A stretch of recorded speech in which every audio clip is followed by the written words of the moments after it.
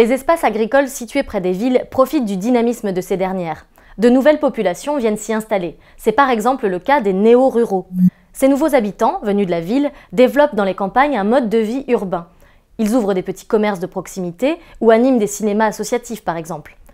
Il y a aussi le phénomène de périurbanisation, c'est-à-dire l'extension de la ville dans les espaces ruraux environnants. Les périurbains continuent de travailler en ville, mais vivent dans des lotissements pavillonnaires dans la campagne proche. Ça, c'est pour les territoires agricoles proches des villes. Pour ceux éloignés des villes, c'est plus compliqué. Ceux-ci tendent à perdre des habitants. On dit alors qu'ils sont en déprise. Dans ces espaces, la population est vieillissante. Ce sont des espaces peu dynamiques et de plus en plus isolés, malgré une agriculture très performante.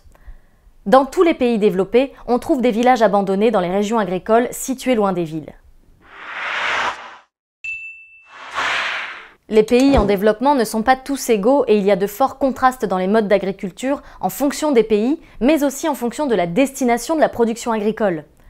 La plupart des paysans des pays en développement pratiquent une agriculture traditionnelle. Ils n'ont pas les moyens d'acheter des tracteurs ni d'autres machines agricoles. Le travail est donc essentiellement manuel, parfois aidé d'animaux de trait.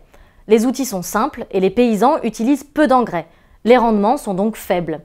Cette agriculture traditionnelle sert principalement à nourrir les paysans qui la produisent.